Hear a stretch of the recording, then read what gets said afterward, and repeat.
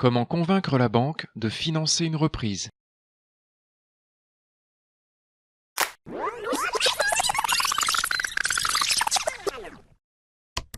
Lorsque vous préparez un projet de transmission d'entreprise, ayez toujours à l'esprit qu'il devra tôt ou tard convaincre le banquier, car c'est lui qui réalisera le projet. Et son point de vue est simple: minimiser les risques pour assurer un remboursement sans turbulence pendant 7 ans, qui est la durée standard des prêts à la reprise.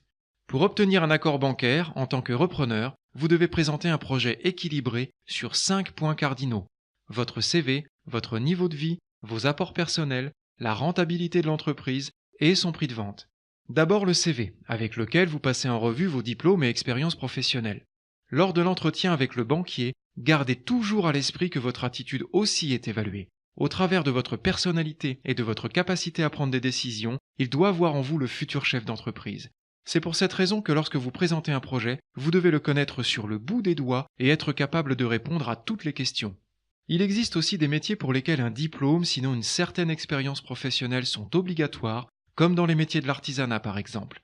Ensuite, votre niveau de vie. Que vous soyez célibataire ou en couple, la question qui se pose est: l'entreprise ciblée peut-elle pourvoir aux revenus dont votre ménage a besoin pour vivre?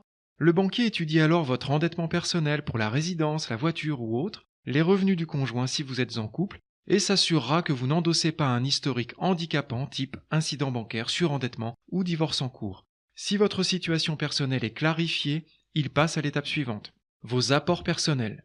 À l'exception des petits projets inférieurs à 15 ou 20 000 euros, il faut toujours amener entre 15 et 30% de fonds propres par rapport au financement global d'un projet de reprise. Cet apport est idéalement constitué d'épargne. Certains repreneurs qui n'ont pas ou peu de fonds propres peuvent parfois les remplacer par une subvention.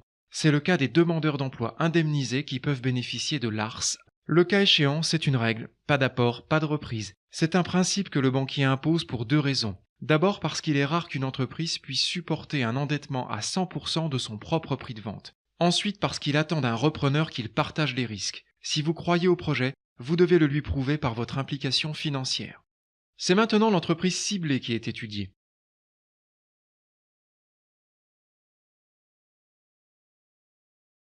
Vous devez indiquer le motif de cession, la nature de ce qui est vendu, fonds ou société, et fournir les bilans des 3 dernières années, le bail, ainsi que le compromis de vente.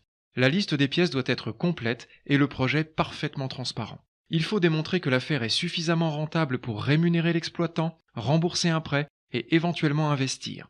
Parmi les bonnes pratiques, n'hésitez pas à solliciter la banque du cédant car elle connaît bien l'historique de l'entreprise, ce qui vous facilite la négociation. Enfin, le prix de vente. Ce n'est pas le rôle du banquier que de le commenter, mais il s'en fera tout de même une idée avec une méthode qui tient surtout compte de la capacité d'autofinancement de l'entreprise. Dans une vidéo en lien ci-dessous, vous pouvez découvrir cette méthode. À ce stade, le banquier peut se positionner. Si vous n'obtenez pas votre financement, c'est que votre projet n'est pas équilibré. Soit les compétences sont inadaptées, soit le niveau de vie est trop élevé, soit les apports personnels sont trop faibles, soit l'entreprise n'est pas assez rentable, ou bien le prix de vente est trop élevé. Dans la pratique, ce sont souvent les 3 derniers points qu'il faut retravailler, et vous avez toujours une seconde chance de présenter votre projet. Selon la même logique, dès que votre projet est équilibré sur chaque point, alors vous obtenez votre financement.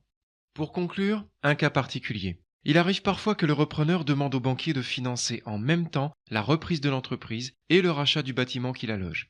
Il est très rare d'obtenir les deux au même moment, et ce, même si vous démontrez que le montant du remboursement pour les murs serait équivalent à celui d'un loyer. En réalité, le banquier ne s'expose pas sur 2 fronts en même temps. Il prend d'abord sa part de risque sur le financement de l'entreprise et attendra 2 ou 3 ans pour s'assurer que vous avez bien réussi votre reprise. Dès lors, le rachat des murs devient possible. C'est une situation assez classique pour laquelle il est très facile de prévoir dans le bail de location une option d'achat à terme.